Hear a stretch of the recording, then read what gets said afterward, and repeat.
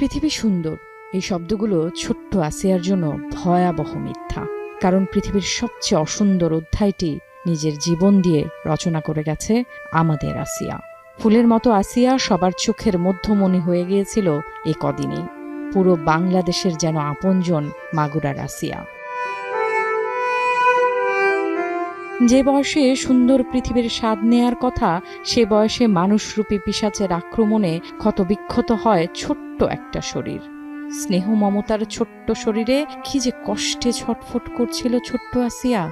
গোটা বাংলাদেশের কণ্ঠ জুড়ে আসিয়াকে সাথে নিয়ে এক প্রতিবাদ মিছিলে যাবার অপেক্ষা। নির্লজ্জ এ ঘটনা ঘটে ৬ মার্চ।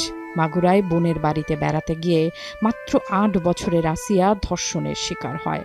৭ দিনের জীবন মৃত্যুর এক অবর্ণনীয় যুদ্ধ।